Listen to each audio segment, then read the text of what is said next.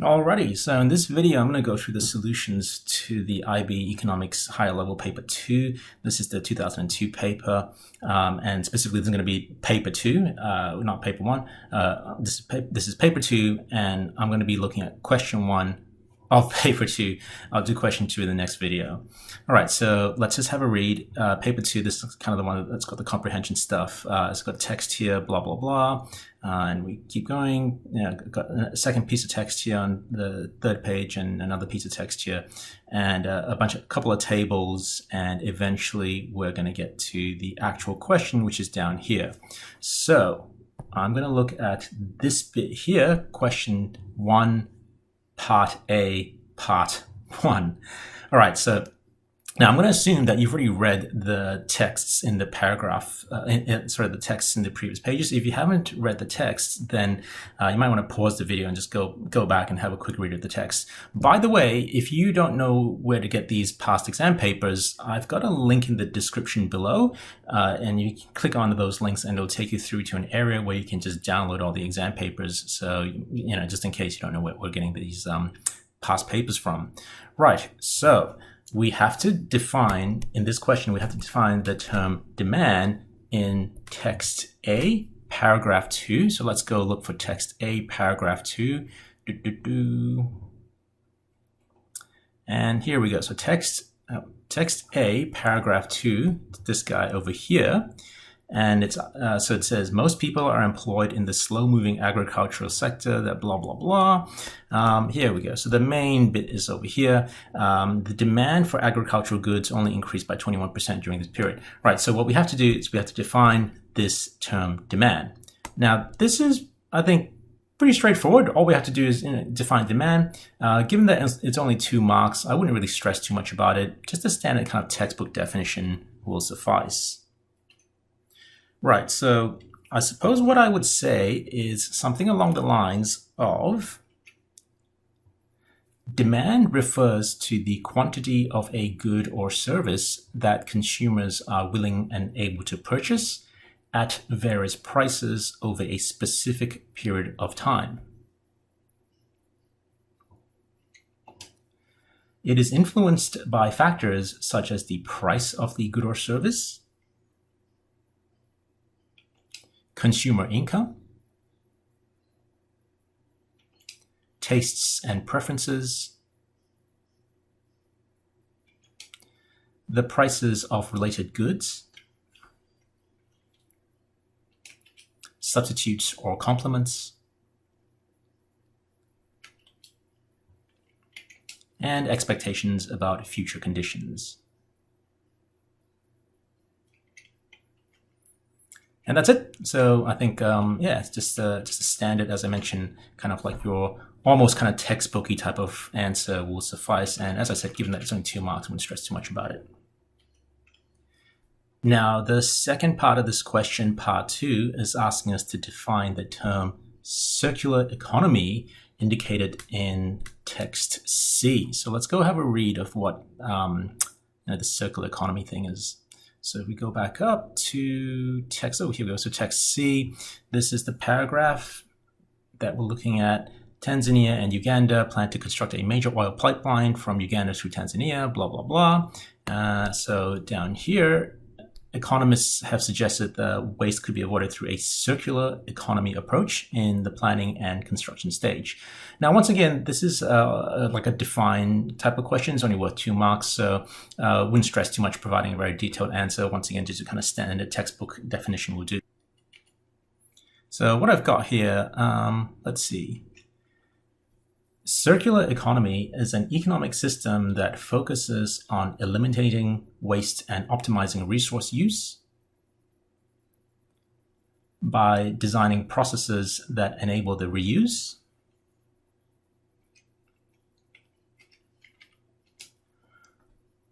recycling, and repurposing of materials.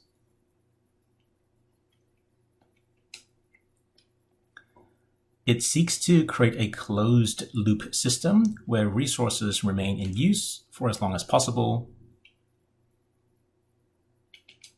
reducing environmental impact and promoting sustainability.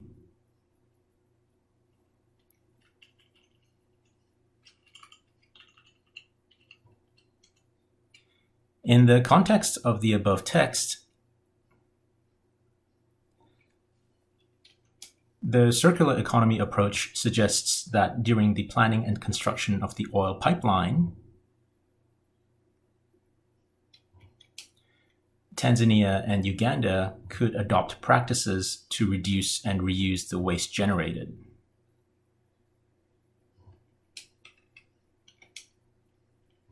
For example, construction materials could be recycled, and waste could be repurposed for other uses instead of being discarded. This approach would address environmentalists' concerns about ecological damage while allowing the countries to benefit from the infrastructure, job creation, and foreign direct investment opportunities associated with the project.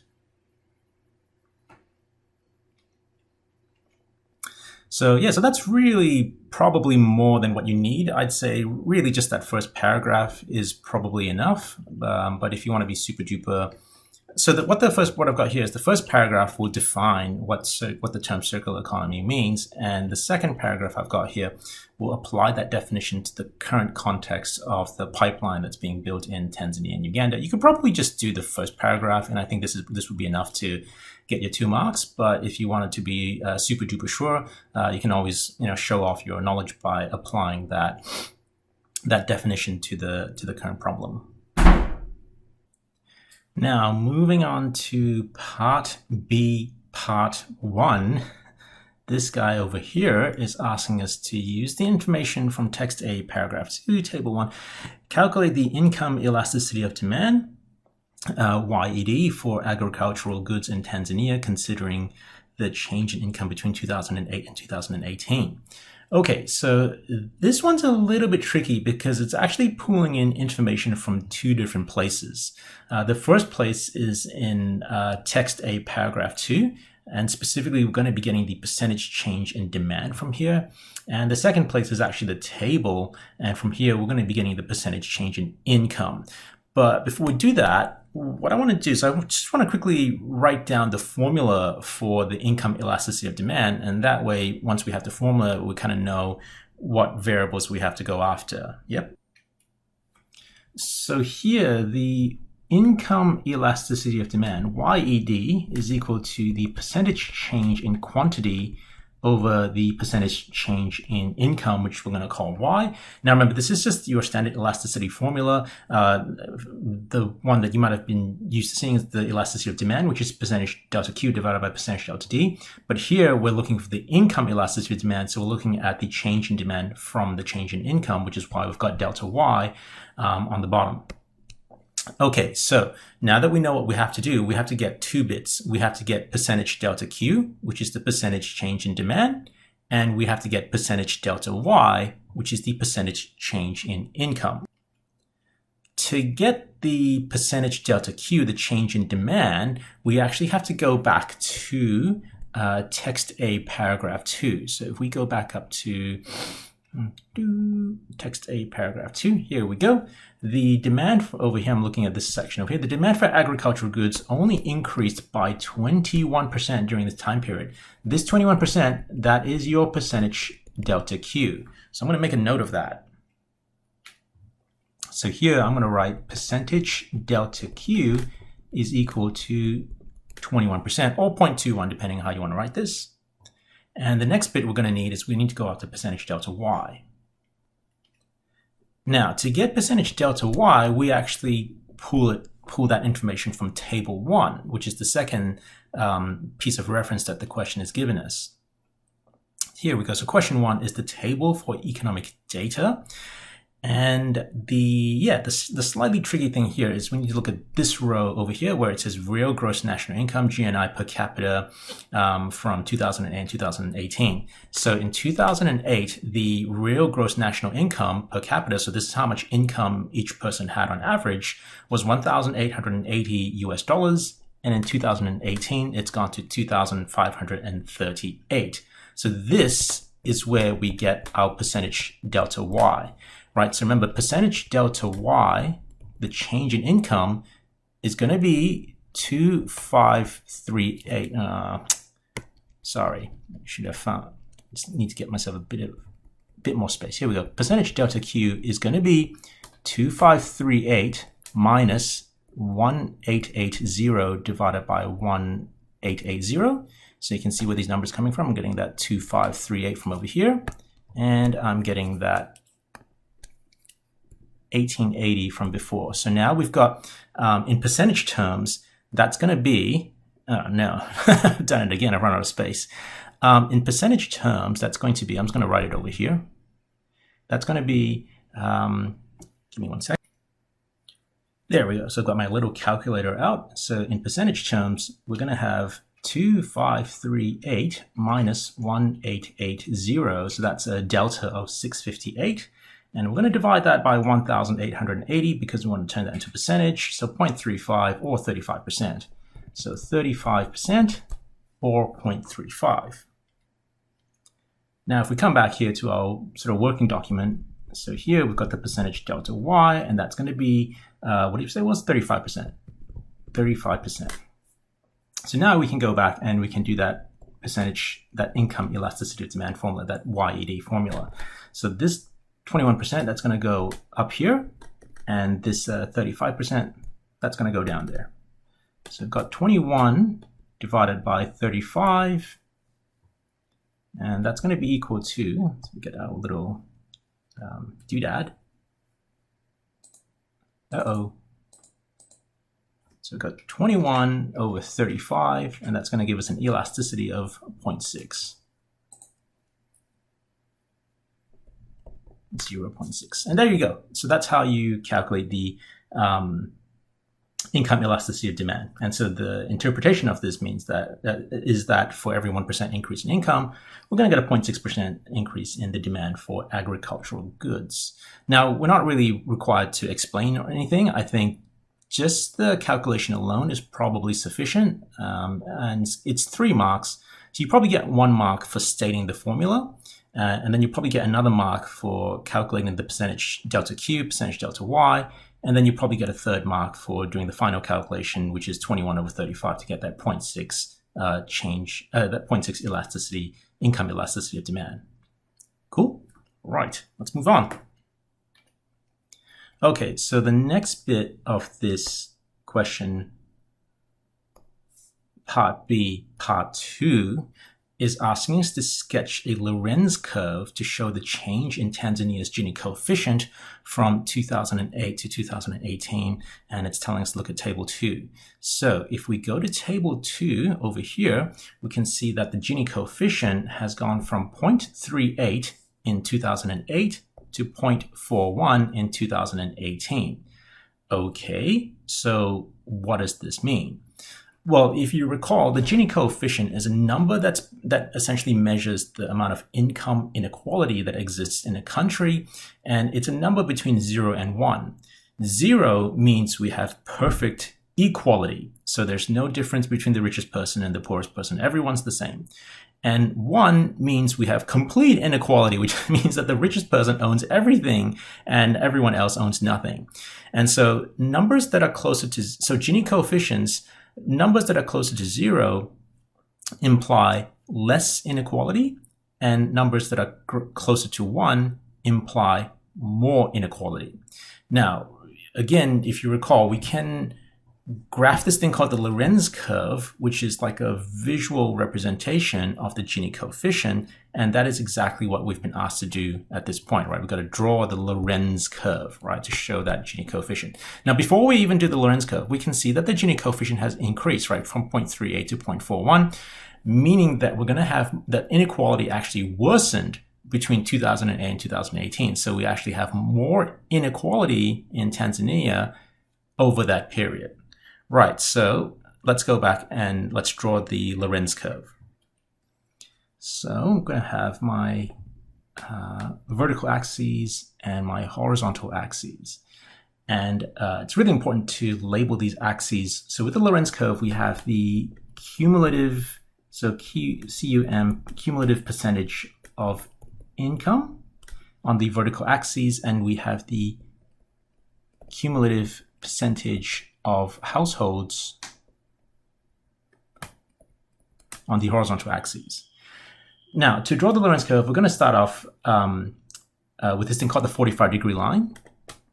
So the 45-degree line, this represents a hypothetical economy which is perfectly equal. For example, let's say the bottom 10% of households would account for the bottom 10% of income, right? So we have to and the bottom 20% would account for the bottom 20%, would account for the bottom 20% of income, and so on. So all these points will line up perfectly on that 45-degree line. Now, if we lived in a country that, let me just get rid of this stuff a little bit.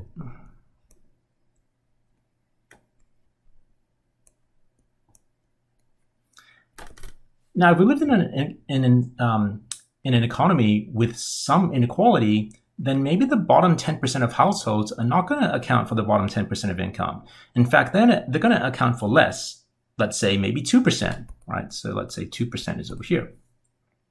So we're going to have sort of 1 point on our sort of Lorenz curve over here. And maybe the bottom 20% of households are not going to account for the bottom 20% of income. Maybe the bottom 20% are only going to account for, I don't know, let's say like 4% or something. Again, I'm just pulling numbers out here. So we have, so we have another coordinate over here. So these coordinates are no longer going to line up perfectly on the 45-degree line. The line is actually going to curve or bend away from the 45-degree line. And the further that line bends, the more inequality we have in the economy. And this line is what we call the Lorenz curve. So let's say if I were to connect these dots, that kind of look like that. So that's going to be what the Lorenz curve is going to look like. Now, this is going to lead to another concept, which is the Gini coefficient. The Gini coefficient is kind of like this number that measures how much inequality exists in an economy. It's computed by dividing the area between the Lorenz curve and the 45-degree line of inequality by the total area under that 45-degree line of equality.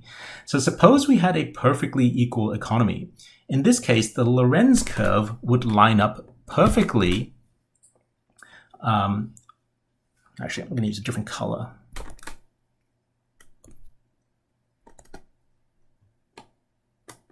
Yep. So if we had this perfectly equal economy, then the Lorenz curve would line up perfectly on the 45-degree line of equality, and the area between the Lorenz curve and the line of equality would be 0. So the Gini coefficient would be 0. Now, suppose we had some inequality. So the Lorenz curve is going to bend away from that 45-degree line, and the area is no longer going to be equal to 0. So let's say we had a Lorenz curve that looks like this. So this area as a percentage of the total area, which is like, it's not changing colors. As a percentage of the total area, which is like this triangular area over here, might be, let's say, 50% or 40%, right? So if I took the red bit and I divided it by the blue bit, which is the total area, which is that triangular area under the Gini coefficient, it would no longer be 0. It would be like maybe 40% or something. And so what we can see is that the further away,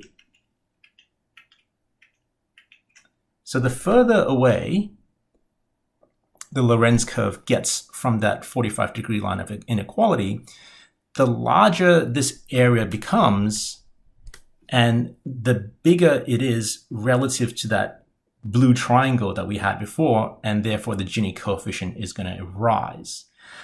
Okay, so that's what the Gini coefficient is. Now, how does that help us solve this particular problem? Well, we have to draw the Lorenz curve between 2008 and 2018 for Tanzania. And from table 2, the table we saw previously, we know that the Gini coefficient has risen from 0.38 to 0.41. This means, actually, so from this table, we can see that the Gini coefficient has risen, right?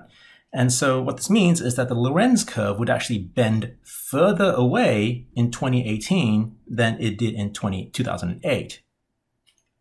So graphically, we would show this by drawing a 2018 line that is more bent away than the 2008 line.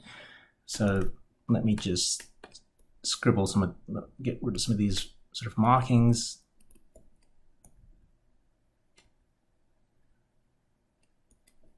So we would have something like the, gosh, I don't know, I'm just going to use a different color.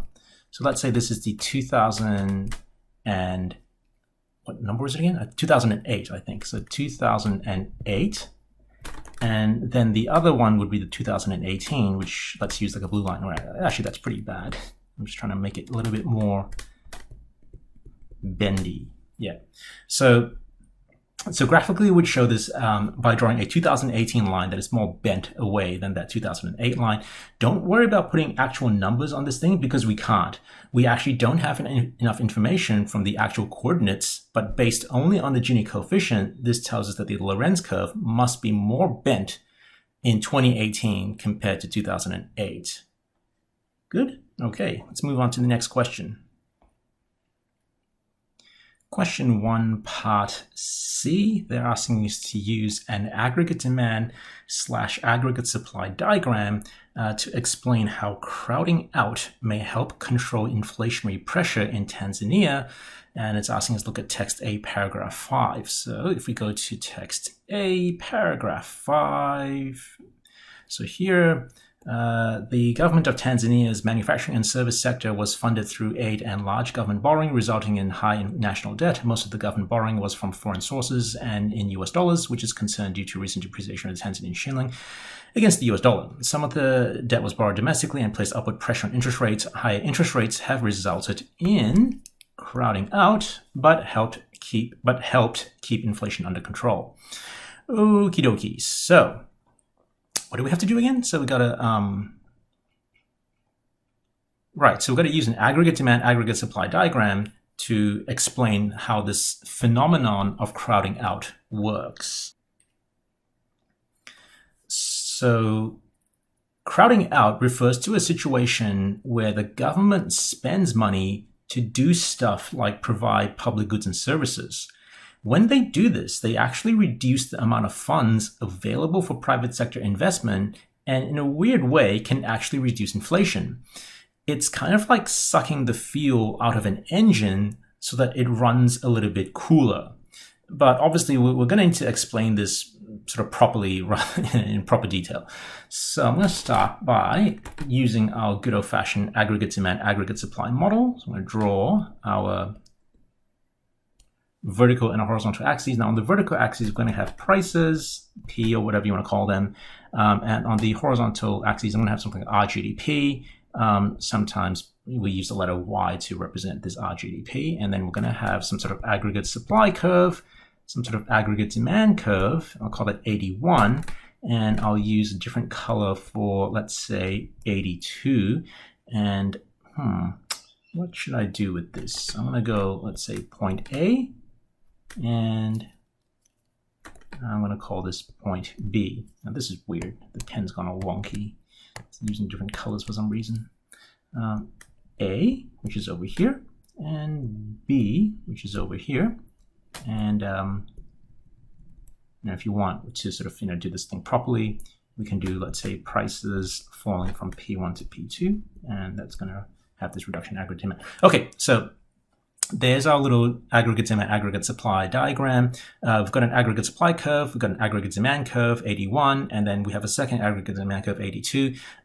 Make sure to label the axes properly, so the RGDP on the horizontal, or Y if you want to use that. And we've got something like prices or inflation on your vertical axes. And down here, just to be doubly sure, I've kind of like made a note of what these, AD equals aggregate demand, all that sort of stuff. Right, so now the next bit, we're going to have to essentially explain this diagram over here. Now, how am I going to do this? Crowding out occurs when increased government spending leads to higher interest rates, which reduce private sector investment and consumption. This phenomenon can help control inflationary pressure. To finance its spending,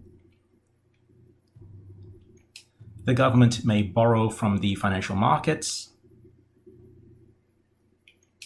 increasing the demand for loanable funds. this raises interest rates. Higher interest rates discourage private sector borrowing for investment and consumption,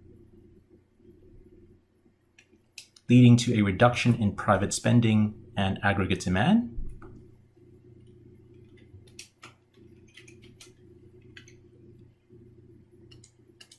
The reduction in private sector spending due to crowding out shifts the AD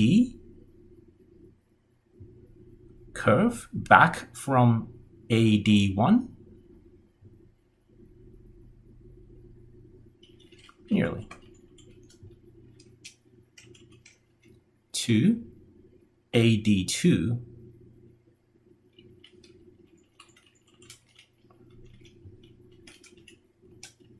reducing inflationary pressure as prices fall from P1 to P2.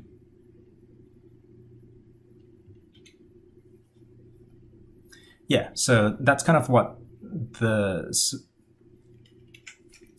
solution. Sorry, I forgot to turn the thing off.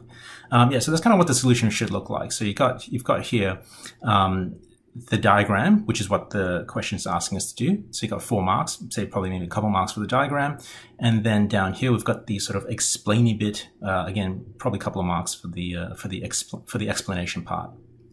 Right, let's move on. Part D.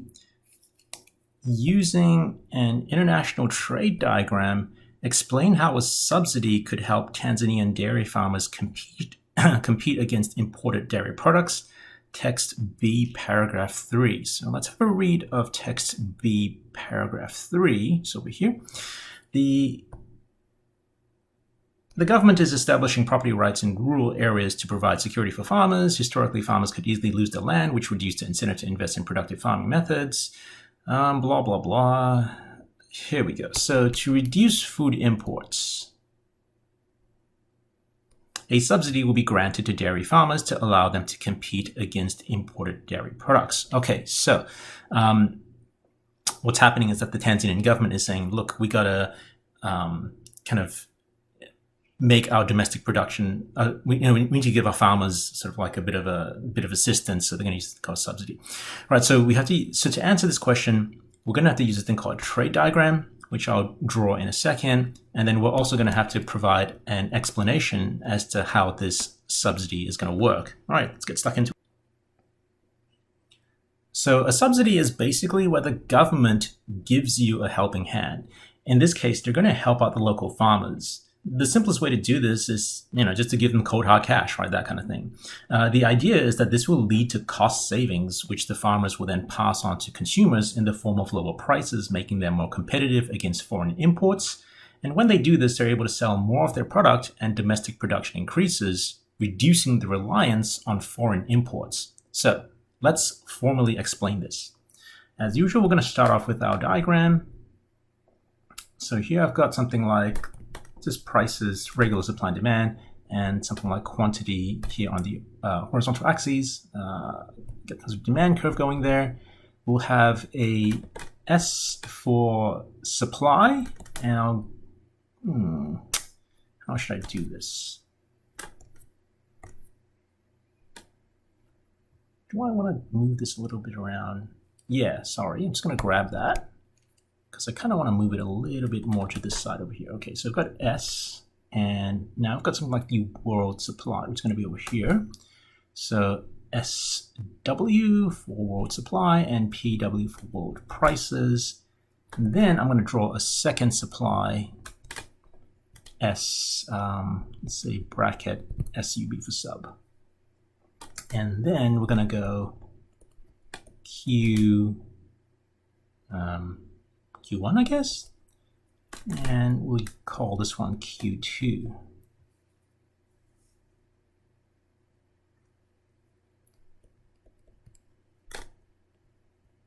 Okay, so hopefully you can see that's a little bit tiny, that diagram, whatever.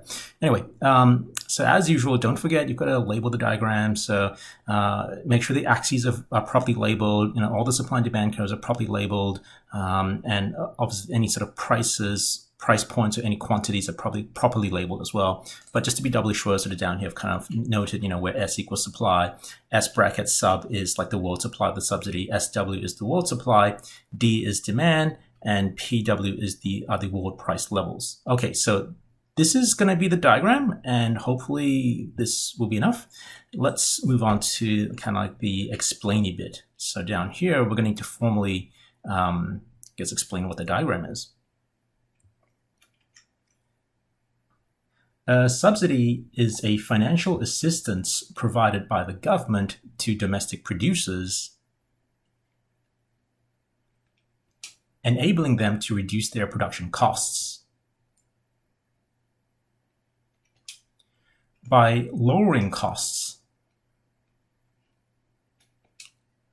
subsidies allow local producers to sell their goods at lower prices, making them more competitive against imported products. For Tanzanian dairy farmers, a subsidy could help them compete with cheaper imported dairy products by narrowing the price gap.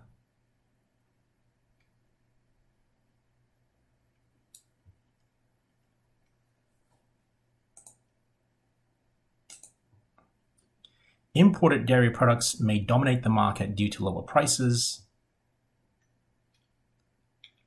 putting Tanzanian dairy farmers at a disadvantage.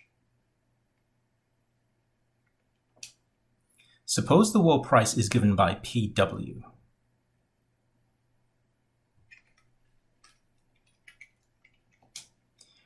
At PW,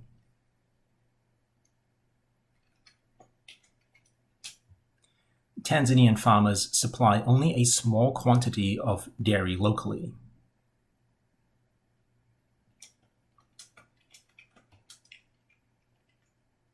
And this is kind of given by Q1.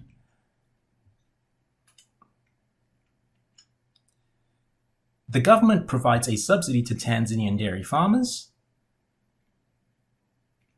lowering their production costs. This shifts the domestic supply curve downward, enabling local farmers to sell at lower prices.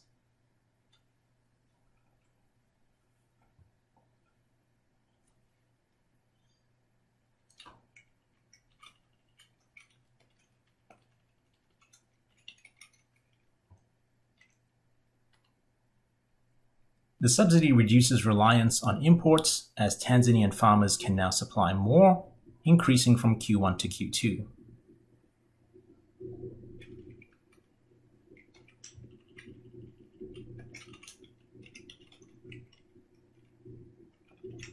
Right, so let's go through the explaining bit. So essentially what we're saying is, if we look at step one, currently before the subsidy, world prices are given by PW, which is just like over here. And as you can see, the domestic farmers are only able to produce a small quantity or supply a small quantity into the market given by Q1. Then the government says, okay, we're going to help you out. We're going to give you a bit of a subsidy. And with the subsidy, that essentially allows the local dairy farmers to produce at a lower cost, I guess. And so that has the effect of shifting the supply curve out from S to S sub, like that red line. And as a result, the domestic production therefore rises from Q1 to Q2, which we see down here. So yeah, so that's how I would see this question. A couple marks for the diagram. Make sure everything's properly annotated, and then another couple of marks for the explaining bit, which is down here. Okay. Now, part E over here. Using an exchange rate diagram, explain what would happen to the value of the Tanzanian shilling if there is increased inward foreign direct investment, FDI, in Tanzania. And it's asking us to look at text B, paragraph 4. So let's have a look at text B, paragraph 4. Text B, paragraph. Here we go. Paragraph 4 is over here. Tanzania is a member of the East African Community, EAC, Customs Union, and Common Market. However, Tanzania needs to improve human capital and encourage diversification so that the benefits of regional integration can reach the poor. These policies can also help attract foreign direct investment. Opportunities for growth through trade will expand as the EAC works toward becoming a monetary union in 2024. Right, so what exactly do we have to do? Again, so we've got to use this. So this question is about FDI, right? This thing called foreign direct investment, which is basically where foreigners invest in your country. Now, what we have to do is we have to, use this thing called an exchange rate diagram and then explain what will happen if, we get this increased FDI into the country. Okay, so same drill as before. We're going to use a diagram, and then we're going to have an explainy bit to go with that diagram. Right, so let's do that. So the first thing we got to do is draw a diagram to represent the foreign exchange or FX market. Now, this is a market like any other market. It's going to have a demand and supply, but instead of goods and services, we have demand and supply of the local currency itself. So maybe we'll use something like TZS, to represent the Tanzanian shilling. And instead of prices, which we have in dollars and cents, we're going to have the exchange rate, which is how much foreign currency you get with your domestic currency. Yeah, I'll show you what I mean. I'll draw the diagram and you'll see what I mean. So diagram. So again, right, looks like a regular demand. So I have a supply and we have a demand. Call this D1. Looks like a regular supply and demand diagram. But as I mentioned before, this is not supply and demand for apples and oranges. This is supply and demand for the currency itself. So rather than having something like the quantity, we're going to use something like the amount of, let's say, TZS for Tanzanian shilling. And instead of having like the price, which you would normally have on a vertical axis, we're going to use something like the exchange rate. Oh gosh, okay, I've written myself into a corner again. So exchange rate. Or really I could just use E for the exchange rate, whatever. Anyway, and so like any other market, we're going to have some sort of equilibrium, let's say, I don't know, point A or something. And over here, we're going to have some level of the exchange rate. We'll call that E1. And then because of the FDI, the foreign direct investment, give me 1 second while my technology catches up. Okay, so I'm going to use a different color for D. I'm going to call it D2, and the equilibrium is going to move to, let's say, point B, and the exchange rate is going to sort of go up a little bit. Okay, so this is the diagram, right? So we've got a supply and demand of foreign exchange, not apples and oranges, but foreign exchange. And so we begin with an initial demand curve given by D1. And that's going to give us an initial equilibrium at point A, and that's going to result in an initial exchange rate, which is E1. And then because of that foreign direct investment, demand for the local currency is going to rise to D2. That's going to move the equilibrium to point B, and the exchange rate is going to increase. I'll explain what this means.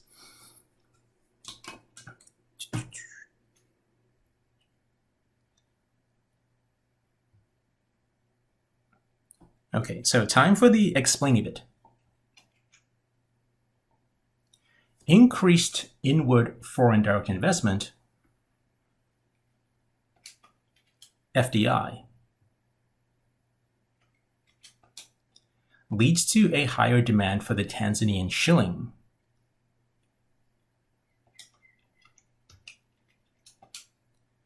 Because foreign investors need to exchange their currency into TZS to finance their investments.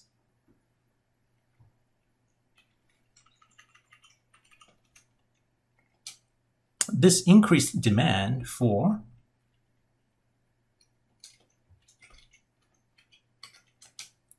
can cause its value to appreciate in the foreign exchange market.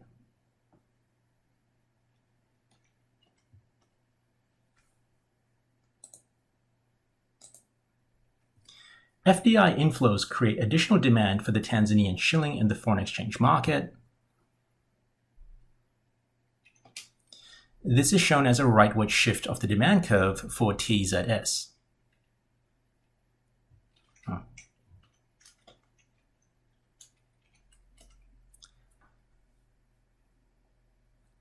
as demand increases, the equilibrium exchange rate rises, leading to an appreciation of the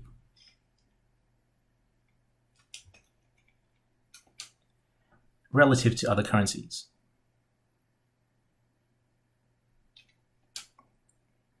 This is shown as an increase in the exchange rate from E1 to E2. A stronger TZS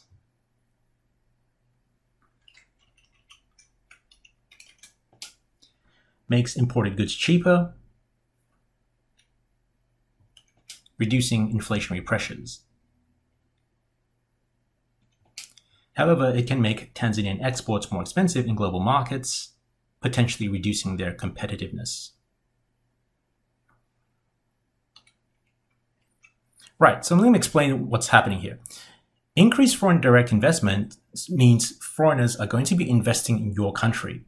In order to do this, they have to first buy your currency. For example, they may want to build a factory of sorts, but all the local workers only accept local currency. So you must first buy the local currency before you can complete your investment.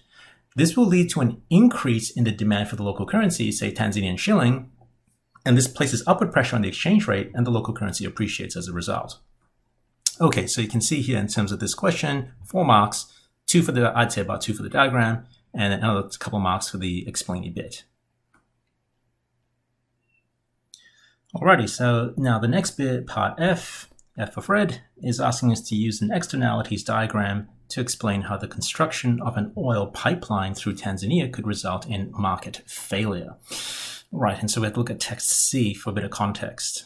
So down here, the oil pipelines of Tanzania and Uganda plan to construct a major oil pipeline from Uganda through Tanzania. I'm just looking at this thing over here, ending at the port of Tanzania. This will attract FDI, which could help fund infrastructure and generate jobs. However, environmentalists are concerned about potential ecological damage due to the waste created during the construction of the pipeline, blah, blah, blah. Okay, so essentially what's happening is we're looking at this pipeline. Pipeline has potential sort of economic benefits, but it also has these sort of unintended side effects, so mostly sort of negative environmental impacts. Okay, and so we have to use this thing called an externalities diagram, and then explain how the construction of this pipeline is going to result in this thing called market failure. So a few key terms that we're going to unpack there. Let's get stuck into it. Now, I must admit, I got a little bit lazy with this one. I was going to draw the diagram, but I was like, oh gosh, it's a lot of stuff to draw. So I just kind of I cheated and I just copied one from Google. But essentially, what we see here, this is our typical externalities diagram. So in any kind of externalities diagram, you're always going to have, let's say, the marginal private cost and the marginal social benefit, or essentially just the demand curve. And then if it's a negative externality, usually you're going to see this marginal social cost or MSC curve that sits above the MPC curve to indicate that we've got these social costs which are greater than the private costs. Now, what's going to happen is that if you leave this to the free market, then the market's going to end up over here at point A, which is where the marginal private cost curve intersects the marginal social benefit curve, and the market's going to produce QM amount of this stuff. Now, this is too much production, or it exceeds the socially optimal quantity. The socially optimal level is at point B, which is where the marginal social cost curve intersects the marginal social benefit curve. And ideally, what the market should be doing is they should be producing at QS or Q star, whatever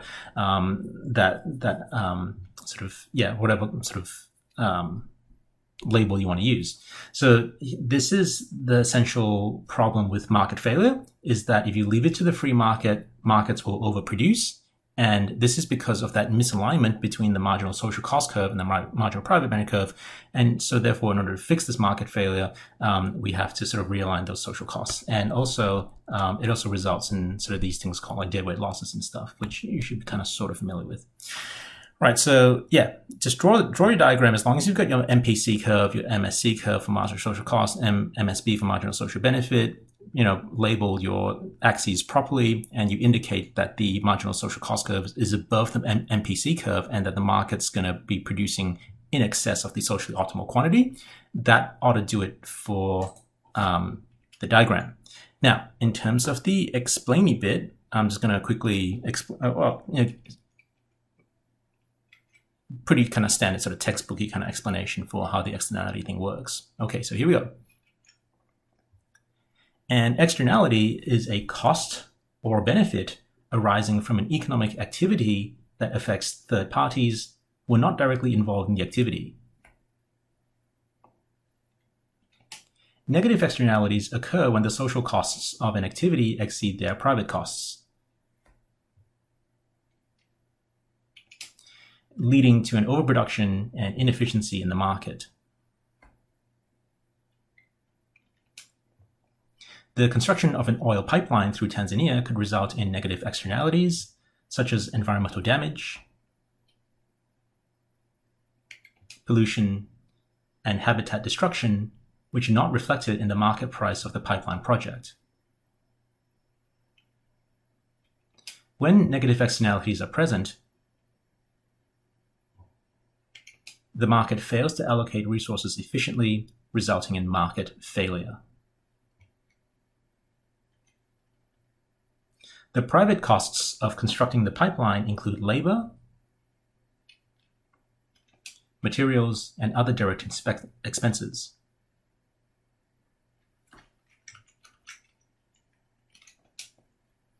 The social costs include additional unintended costs such as environmental degradation, pollution, and harm to ecosystems, which are not borne by the pipeline developers, but by society.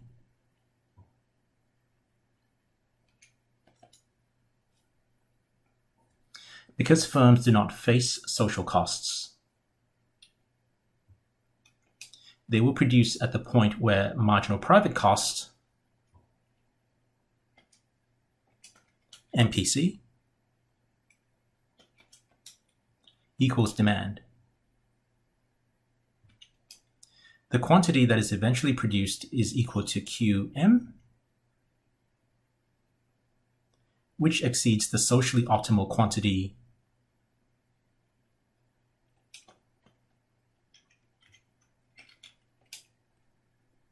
and overproduction occurs.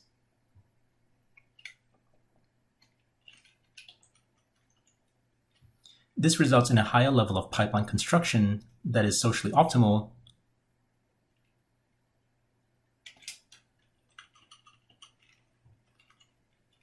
contributing to market failure.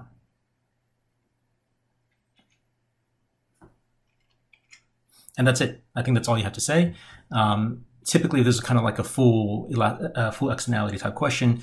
You might also be asked to explain how to fix or how to solve this externality. So we can use things like taxes and all that sort of stuff to realign that social marginal private cost curve with the social cost curve. But in this particular question, I think all they're doing is that they're just asking you to explain how this pipeline could result in market failure. You don't have to explain the solutions to this. So I think this is sufficient. 2 marks for the diagram and another couple of marks for the explanation bit, and that'll do us. Okay, let's move on. Okay, part G. This is the big one. So this is worth 15 marks. So you can see down here, it's much bigger than the other questions, probably about 3 or 4 of these questions put together. So they're super important we get this right. Using information from the text/data and your knowledge of economics, discuss the different barriers to economic growth and economic development faced by Tanzania. So the fact that they've kind of highlighted this "and" here thing tells me that there's actually 2 things going on. So they want us to talk about economic growth, and they want to talk about economic development, as well as and specifically the barriers, the problems that's preventing this country from achieving economic growth and economic development. Okay, so 15 marks. We want to get this right. First thing that I notice is that there are actually 2 categories of things that we have to discuss. The first is barriers to economic growth, and the second is barriers to economic development. Now, I might be overthinking this, but these are actually 2 related but slightly different concepts. So we're going to structure our response around this. And within each subcategory, there's going to be a bunch of things that we can talk about. So I'm just going to throw out about 3 or 4 of these things, and we'll see what sticks. At the same time, we're going to try to integrate as much economic theory and diagrams as much as possible throughout our explanation. All right, so that's the plan. Okay, so let's begin with a definition of key terms, and there's really only two here I can think of that are important. These are economic growth and economic development. So in terms of economic growth,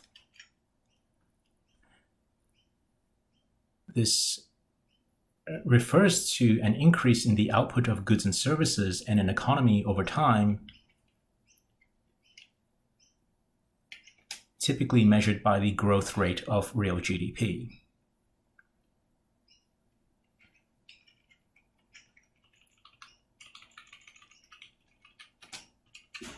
So that's the first definition. And for the second, in terms of economic development, this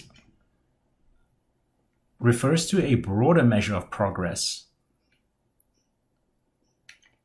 including improvements in living standards,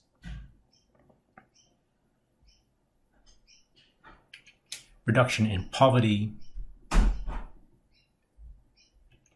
increased access to healthcare and education, and equitable income distribution.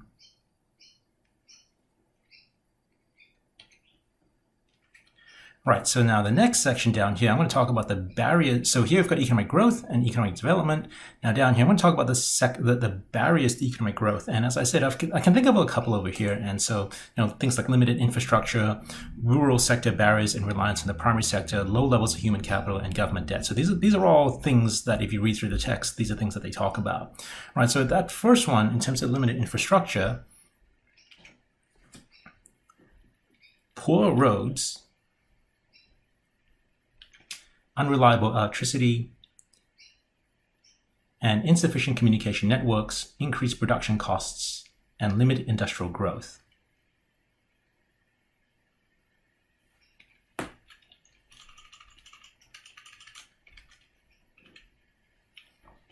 These constraints reduce productivity and discourage foreign direct investment. Potential solutions include expanding transport networks, upgrading energy grids, and developing communication systems which can lower production costs and attract investment. Now, over here in the blue, I've just kind of got like a link back to the economic theory, because we have been asked to sort of try to discuss the different barriers, using information from the text and your knowledge of economics. So these little blue bits, these are sort of where I'm trying to link this particular discussion back to our economic theory. So for example, we can use like an aggregate demand, aggregate supply model. I don't think we really need to draw it. You could if you wanted to, but I think, just the description at this point is probably sufficient. So there's an impact on so if we talk about this limited infrastructure, that we can link it back to the aggregate demand, aggregate supply model. Improved infrastructure shifts the aggregate supply curve outward, enabling sustained economic growth by increasing productive capacity.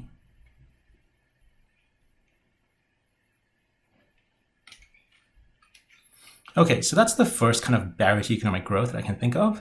The next one is this sort of idea of rural sector barriers and reliance or over-reliance on the primary sector. Over-reliance on subsistence farming exposes Tanzania to the volatility of commodity prices and climate-related shocks.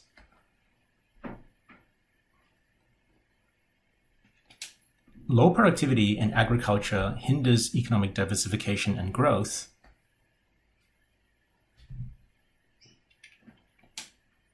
Potential solutions include promoting value-added agriculture and diversification into higher value crops, and adopting modern farming techniques and access to markets to increase agricultural productivity.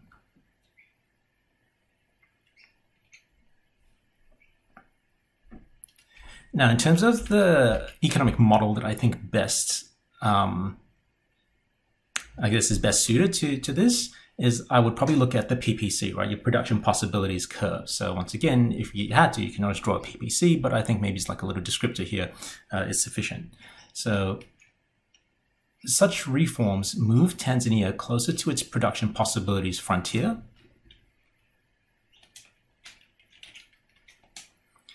reflecting better resource utilization. So as you know, the PPC kind of shows us like this hypothetical sort of frontier as to how much you could produce, assuming that all resources are being used to their maximum efficiency. And so, if you sort of implemented some of these reforms, you could move closer to the edge of, or that frontier of the edge of the PPC, which sort of indicates sort of allocated or productive efficiency. Okay, so the next barrier I can think of are low levels of human capital. Inadequate education and healthcare systems limit the skill level and productivity of the workforce,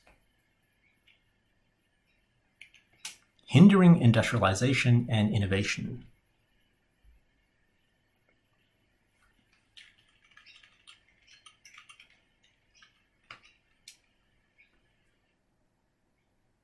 Potential solutions include investing in education to enhance skills and labor productivity, and expanding healthcare services to ensure a healthy workforce capable of contributing to economic activities.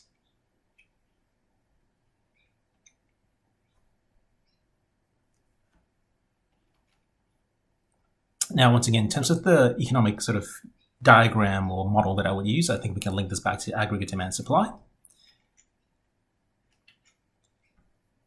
Improved human capital shifts the LRAS curve outward, fostering long-term growth.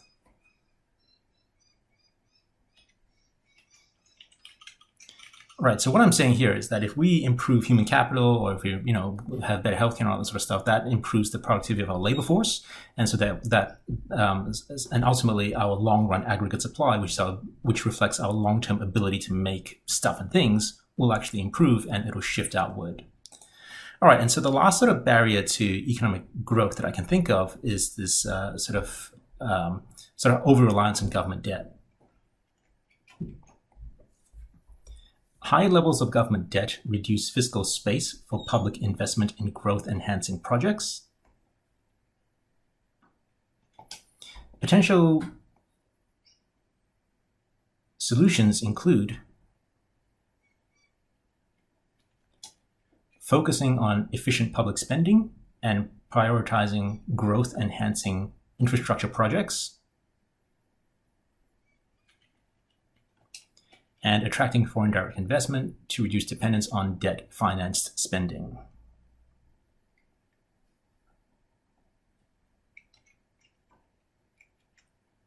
Okay, so those are the potential barriers to economic growth. Now, the next section I have here are barriers to economic development, which is, as I mentioned before, kind of like related, but slightly different concepts. I might be overthinking things. I probably am. Okay, so here I've got maybe 3 barriers to economic development: rising inequality, increasing absolute poverty, and informal sector dominance.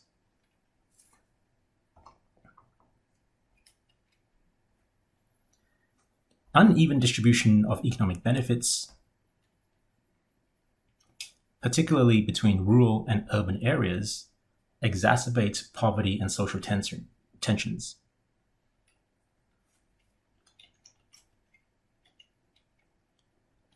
Potential solutions include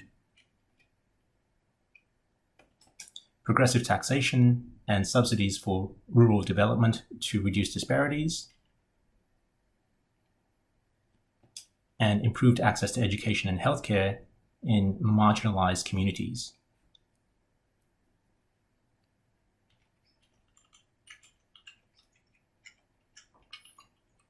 And so here, I think when I see the word inequality, the main sort of model or diagram I can think of is the Lorenz curve. Targeted policies can help narrow income inequality, leading to a more equitable income distribution.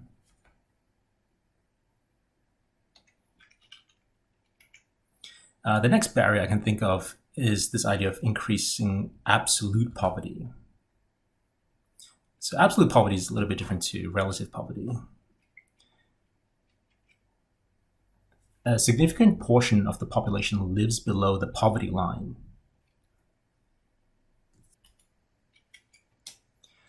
unable to afford basic needs such as food, healthcare, and education. Potential solutions include targeted welfare programs to support the poorest households, and subsidies to improve access to education and healthcare.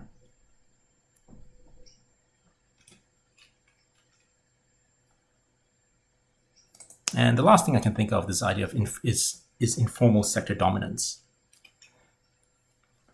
The informal sector dominates the economy, limiting tax revenue and reducing regulatory oversight, which hinders formal employment creation. Potential solutions include providing incentives for formalization, such as tax breaks and access to finance, which encourages informal businesses to enter the formal sector,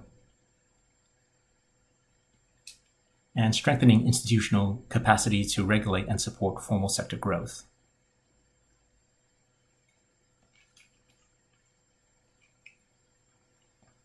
Right, so those are sort of the main barriers to economic development I can think of. And just to finish off, I'm just going to have a small paragraph just to summarize. Tanzania faces numerous barriers to economic growth and development, including limited infrastructure, rural sector inefficiencies,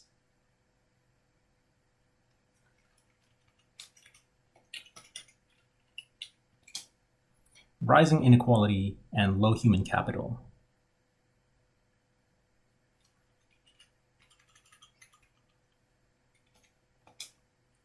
However, targeted policies such as investment in infrastructure, education, healthcare, and agricultural reform can address these barriers effectively. By implementing these measures,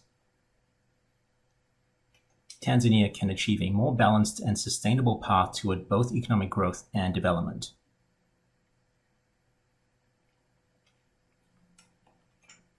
That's it. So I do acknowledge that this is a really, really long response. Now, you don't have to do like everything. So I've written well over a page of stuff here. So you don't have to do all of this. I would say, obviously, have a section here for key terms because I think they like to see that kind of thing. And then maybe just like one or two of these things, right? Just pick one or two, draw like a little diagram if you want to, but you don't have to go through the entire thing. I'm just giving you like more than what you need.